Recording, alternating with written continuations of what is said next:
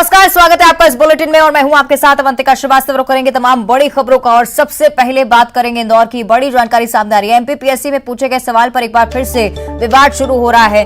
ADPO परीक्षा में सवाल पूछा गया कि इंदौर कांग्रेस का पहला अध्यक्ष कौन है, तो बीजेपी ने इस पर आपत्ति जाहिर की है। बीजेपी विधि प्रकोष्ठ के संयोजक निमेश पाठक का बयान इसको लेकर, सरकारी वकील चुनने के लिए आखिर कांग्रेस ज्ञान की परीक्षा क्यों ली जा रही है, ऐसे प्रश्न निश्चित ही गड़बड़ी की ओर इशारा करते हैं। इस प्रश्न को रद्द कर उम्मीदवारों को बोनस अंक देना चाहिए।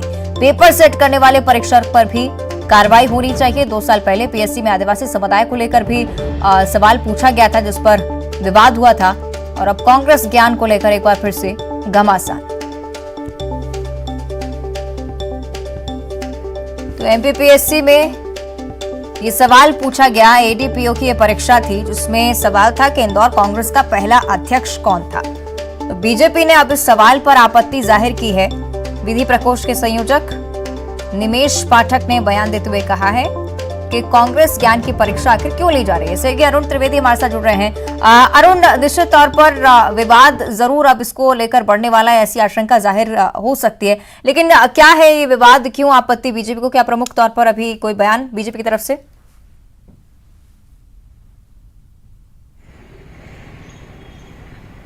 बिल्कुल, देखिए, पीएससी में पूछे गए सवाल को लेकर पीएससी कटघरे में हुआ जो सवाल है वो एडीपीओ परीक्षा को लेकर था कि इंदौर शहर कांग्रेस का पहला अध्यक्ष कौन था। इसी पर बीजेपी को आपत्ति, और बीजेपी के जो विधि प्रकोष्ठ के संयोजक हैं निमेश पाठक और वो हाईकोर्ट के एडवोकेट भी हैं, उन्होंने इस पर आपत्ति ली है। वो मेरे साथ हैं। जी बताइए, क्या आपत्ति है आपकी? मेरी आपत्ति यह है कि जो सहायक लोक अभियोजक की परीक्षा में सवाल पूछा गया कि इंदौर शहर के पहले कांग्रेस अध्यक्ष कौन थे। यह सहायक लोक अभियोजक की परीक्षा थी जिसमें विधि से संबंधित और सामान्य ज्ञान के प्रश्न पूछे जाने चाहिए थे। इसमें कांग्रेस ज्ञान का जो सवाल पूछा गया उसे लेकर मेरी आपत्ति है। तो आपकी मांग क्या है, आप क्या चाह रहे हैं? मैं ये चाह रहा हूं कि इस प्रकार के कांग्रेसी मानसिकता के, विदूषित मानसिकता के जो व्यक्ति हैं, जो पेपर सेटर हैं, उन्हें चिन्हित कर उनके विरुद्ध कार्रवाई की जाए और इस प्रश्न को विलोपित किया जाए। ये तो एडीपीओ की परीक्षा है, विधि की परीक्षा है, और इसमें इस तरह के सवाल पूछे जाना कितना उचित है?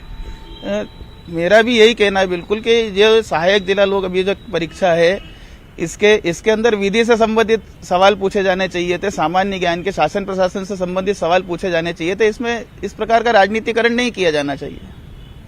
और भारतीय जनता पार्टी की और हमारे यशस्वी मुख्यमंत्री शिवराज सिंह चौहान जी की सरकार में इस प्रकार के शासकीय सेवा में इस प्रकार के राजनीतिकरण की बिल्कुल अनुमति नहीं है। तो अब आगे आप लोग क्या करेंगे? अभी मैंने आपत्ति दर्ज कराऊंगा। जो विहित समय है कि जिस किसी को भी इस परीक्षा में पूछे गए प्रश्नों से कोई आपत्ति है, उसके लिए 30 दिवस का समय है, उसमें मैं विधिवत आपत्ति दर्ज कराऊंगा। अच्छा, पीएससी सवाल को रद्द कर देता है या उस पर कार्रवाई कर देता है तो आप संतुष्ट हो जाएंगे? हाँ, इस सवाल को विलोपित किया जाना चाहिए। साथ ही इस प्रकार की राजनीतिक मानसिकता के लोगों को चिन्हित कर उन पर विधिवत कार्रवाई की जानी चाहिए।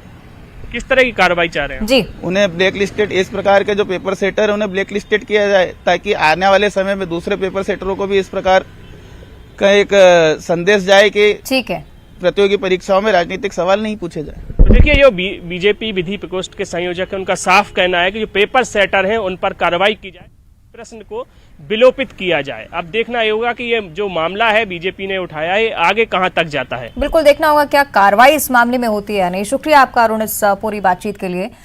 आगे बढ़ते हैं, बैतूल से बड़ी खबर का रुख करेंगे। मिशनरी स्कूल में माथे पर टीके और कलावा पहनने को लेकर विवाद हुआ है। सेंट थॉमस स्कूल प्रबंधन ने मंगलवार के दिन कई छात्रों की कलाई से कलावा खुलवाया और माथे पर जो टीका लगा था उससे भी मिटा दिया है। छात्रों के परिजनों और हिंदू संगठनों ने स्कूल पहुंचकर विरोध दर्ज करवाया। स्कूल प्रबंधन से बहस का वीडियो भी सामने आ चुका है। विवाद बढ़ते देख सेंट थॉमस स्कूल प्रबंधन ने लिखित माफी मांगी है। आमला के सेंट थॉमस स्कूल का मामला, वीडियो भी आपको दिखा रहे हैं।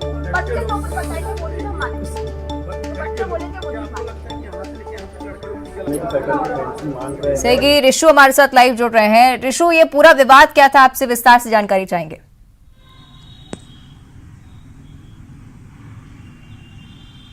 जी देखिए, ये जो पूरा विवाद बढ़ा, ये आमला के सेंट थॉमस स्कूल का ये मामला है। मंगलवार के दिन जब कुछ बच्चे स्कूल पहुंचे तो स्कूल प्रबंधन ने उनके माथे पर जो टीका लगा हुआ था वो मिटाने के लिए उन्हें बाध्य किया। वहीं जो कलाई पर कलावे बंधे हुए थे बच्चों के, वो भी खुलवाए गए। जब बच्चों ने इसकी सूचना अपने परिजनों को दी तो परिजन हिंदूवादी संगठनों को लेकर के स्कूल पहुंचे और वहां पर स्कूल प्रबंधन के साथ जो है परिजनों और हिंदू संगठन के कार्यकर्ताओं की जमकर बहस भी हुई। जब ये विवाद बढ़ने लगा और हिंदू संगठनों ने और परिजनों ने जो है प्रशासन को एक ज्ञापन भी सौंपा जिसमें सख्त कार्रवाई की मांग की गई। जब प्रशासन की टीम जांच करने पहुंची तो स्कूल प्रबंधन ने एक लिखित पत्र देकर के माफीनामा बना करके माफी मांगी और उस माफीनामे में उन्होंने ये लिखा कि दोबारा इस तरह का जो है पुनरावृत्ति नहीं होगी इस तरह की घटना की, और जिन शिक्षकों ने इस तरह से बच्चों को टीका मिटाने और कलावा खुलवाने की कार्रवाई की है उनके खिलाफ भी वो स्कूल अपने जो है स्तर पर एक्शन लेगा। लेकिन ये बात अभी भी समझ के बाहर है कि आखिर जब इस स्कूल प्रबंधन को पता है कि इस तरह की बातें जो है तूल पकड़ती हैं तो आखिर मिशनरी स्कूल इस तरह की कार्रवाइयां क्यों करते हैं, इस तरह के एक्शन क्यों लेते हैं, ये एक बड़ा सवाल अभी भी बना हुआ है। और अभी जो है प्रशासन ने अपनी कार्रवाई को होल्ड रखा है, पूरे मामले की जांच की जा रही है और अभी प्रशासन की ओर से कहा गया है कि जो फर्दर एक्शन है वो जांच के बाद ही क्लियर हो पाएगा क्या लिया जाता है। ठीक है, शुक्रिया आपका रिशु इस जानकारी के लिए और देखना होगा आगे क्या कुछ एक्शन स्कूल के खिलाफ लिया जा सकता है। आगे बढ़ते रायपुर से बड़ी खबर का रुख करेंगे। आरक्षण पर मंत्री का विवादित बयान सामने आया है। मंत्री कवासी लखमा ने राज्यपाल पर विवादित बयान दिया है। कहा है कि संवैधानिक पद का दुरुपयोग कर रही है राज्यपाल, बीजेपी के एजेंट की तरह काम कर रही हैं, अखबार और टीवी में बोलने का शौक चढ़ा है, नेतागिरी कर रही है राज्यपाल।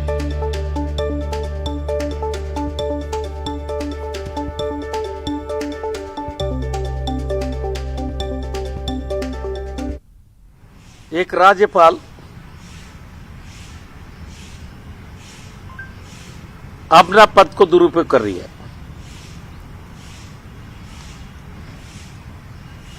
जब जिस दिन विधानसभा लगा था, एक दिन 2 महीना 10 दिन हुआ था, उसको पाउट पेट दर्द हो रहा था कि मैं ऐसा कर दूंगा, मैं ऐसा कर दूंगा, कभी लेटर लिखना, कभी टीवी में आना।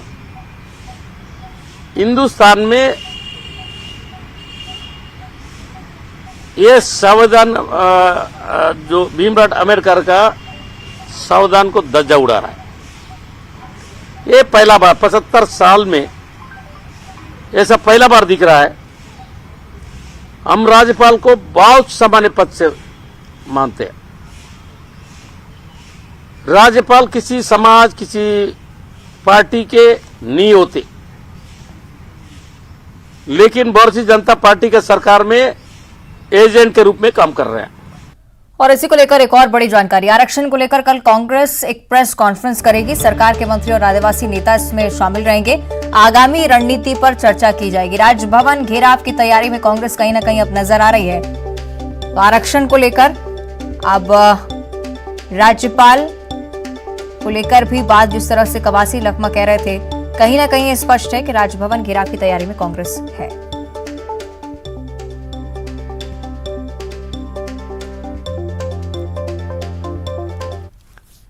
चलिए और ज्यादा चर्चा के लिए सहयोगी देवव्रत हमारे साथ जुड़ चुके हैं। देवव्रत, पहले कवासी लखमा ही बोल रहे थे कि महिला हैं, राज्यपाल आदिवासी हैं और निश्चित तौर पर सही निर्णय वो लेंगी, लेकिन अब कहीं ना कहीं बयान से पलटते हुए नजर आ रहे हैं। साफ तौर पर कह रहे हैं कि दुरुपयोग कर रही हैं अपने पद का।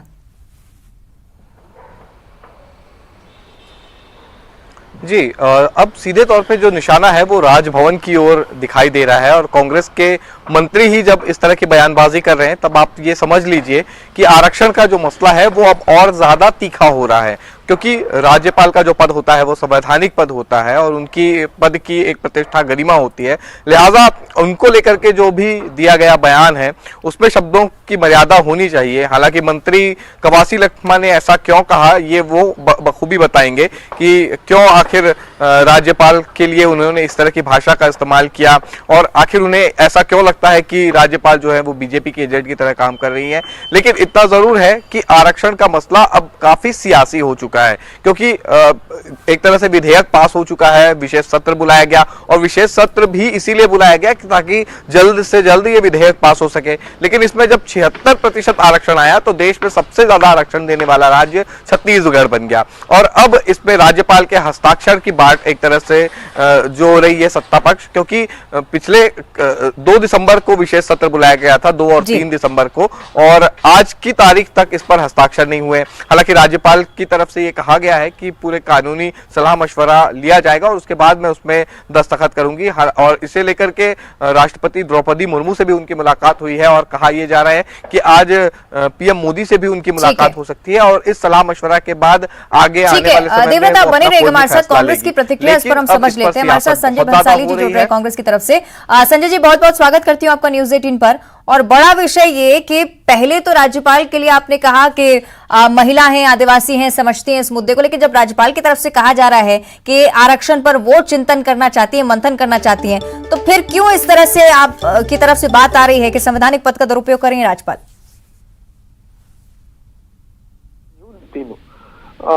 इस विषय में मैं प्रतिक्रिया सुन रहा था, आपके रिपोर्टर की बात भी सुन रहा था। देखिए, संविधान का सम्मान कांग्रेस बखूबी जानती है किस तरीके से किया जाता है। माननीय गवर्नर मैडम ने खुद कहा था कि आप विधानसभा का विशेष सत्र बुलाइए और वहां पर विधेयक को पास करके भेजिए, मैं तत्काल हस्ताक्षर करूंगी। हमने बिल्कुल नियम के अनुसार माननीय मुख्यमंत्री जी ने विधानसभा का सत्र बुलाया, वहां पर चर्चा हुई, सर्वसम्मति से विधेयक पारित हुआ और नियमानुसार वो राजभवन गया। हमारे वरिष्ठ 4 मंत्री मैडम से मिलकर, गवर्नर मैडम से मिलकर उन्हें उस विधेयक कॉपी को सौंपा और हस्ताक्षर करने का निवेदन किया। उसके बाद उन्होंने कहा कि उस पर विधि विशेषज्ञों से राय ली जाएगी, उन्होंने वो भी ली।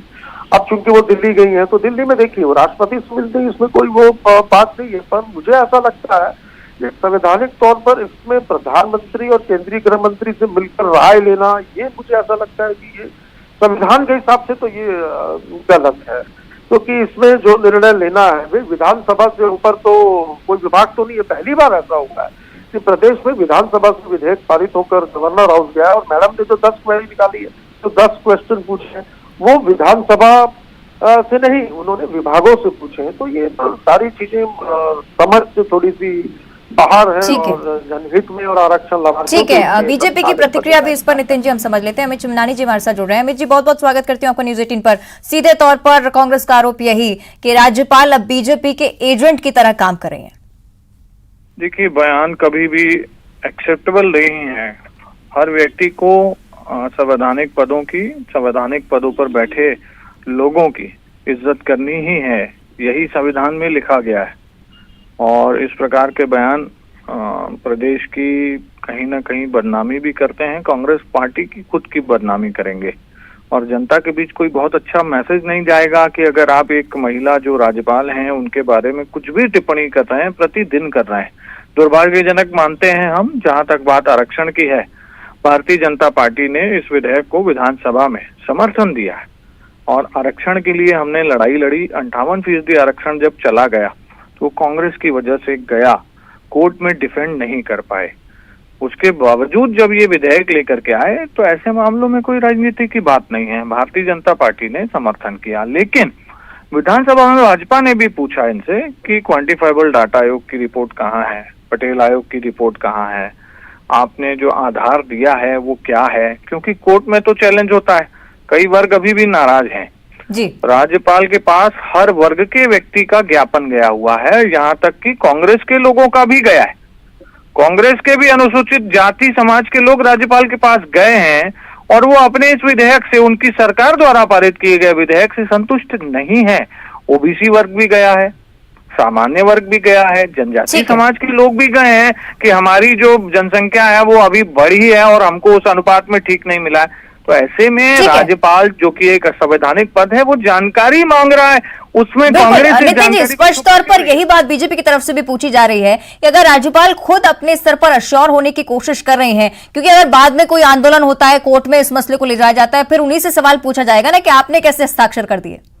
सबसे पहली बात अवंतिका, मेरे साथी प्रवक्ता ने ये कही कि विधानसभा में उन्होंने समर्थन दिया है, इस विधेयक को समर्थन दिया है, तो जाएं और गवर्नर मैडम से इन लोगों के हितों के लिए जाएं, निवेदन करें, रिक्वेस्ट करें कि मैडम इस विधेयक को पास करिए। जब विधानसभा में इन्होंने समर्थन किया है ना तो करें। देखिए, एक संवैधानिक प्रक्रिया ये होती है अवंतिका, इसमें जहां तक मैं जानता हूँ कि कोई भी विधेयक यदि विधानसभा से पारित करके गवर्नर हाउस भेजा जाता है तो यदि उसमें कोई क्वेरी हो तो उस विधेयक को उस क्वेरी के साथ लौटाया जाता है।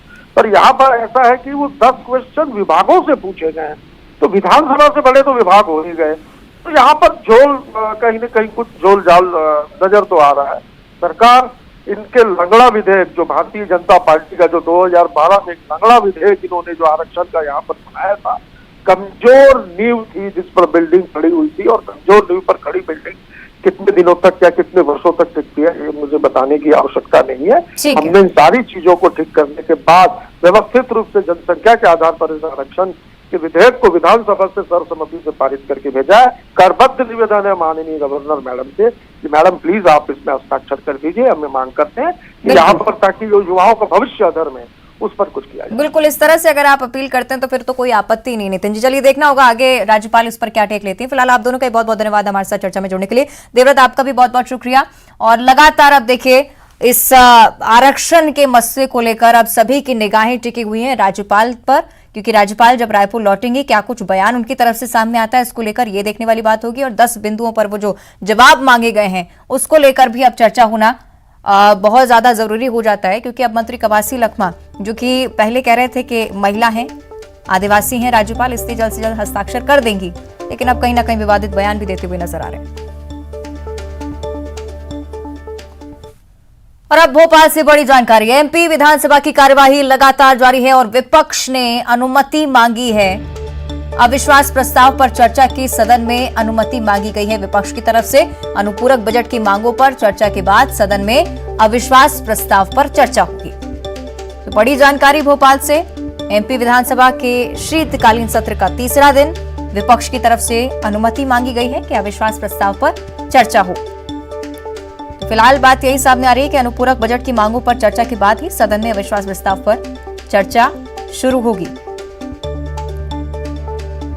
तो आज बेहद ही खास दिन, क्योंकि विधानसभा अध्यक्ष की तरफ से भी कहा गया था कि अविश्वास प्रस्ताव पर आज चर्चा जरूर होनी है। तो अब इंतजार है कि अनुपूरक बजट की मांगों पर चर्चा खत्म हो और उसके बाद विपक्ष के अविश्वास प्रस्ताव को लेकर सदन में चर्चा होगी।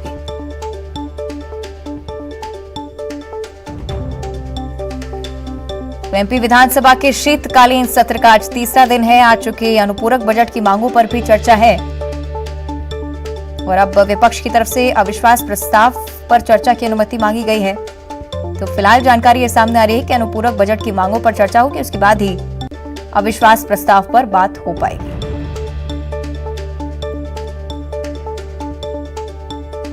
हालांकि अविश्वास प्रस्ताव को लेकर कई सारी बातें भी पहले कही जाती रही कि विपक्ष की तरफ से जमकर हंगामा होता है, चर्चा नहीं हो पाती है। हालांकि इस बार चूंकि सहमति बनी है सत्ता पक्ष और विपक्ष में कि अविश्वास प्रस्ताव पर चर्चा होगी, हंगामा नहीं होगा।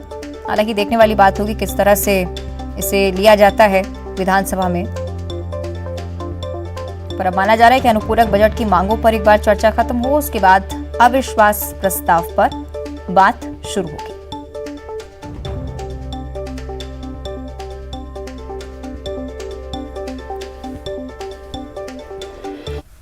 और अब दिल्ली से बड़ी जानकारी। अमेरिका, जापान, चीन में कोरोना केसेस को लेकर केंद्र सरकार अलर्ट नजर आ रही है। केंद्रीय स्वास्थ्य मंत्री बैठक कर रहे हैं। चीन समेत बाकी देशों में कोरोना की स्थिति को देखते हुए पहले से ही एहतियात बरतने की कोशिश, उपायों पर मंथन चल रहा है, जिससे भारत में आगे चलकर स्थिति ना बिगड़े। इसके लिए ये खास बैठक जो कि लगातार जारी है। तो केंद्रीय स्वास्थ्य मंत्री बैठक कर रहे हैं। राज्यों को पहले ही सलाह दी जा चुकी है कि कोरोना की जो गाइडलाइंस पहले जारी की गई थी उन पर अमल करना शुरू कर दिया जाए, नहीं तो भारत में भी स्थिति भयावह हो सकती है। इसलिए पहले से ही इस तरह के एहतियाती कदम उठाने पर मंथन लगातार जारी है। बैठक की एक्सक्लूसिव तस्वीरें न्यूज़ 18 आपको दिखा रहा है। स्वास्थ्य मंत्री की तरफ से ये बैठक, केंद्रीय स्वास्थ्य मंत्री लगातार इस पर मंथन कर रहे हैं कि अमेरिका, जापान और चीन में कोरोना के केसेस अगर लगातार बढ़ रहे हैं, भारत को भी सतर्क रहने की जरूरत है।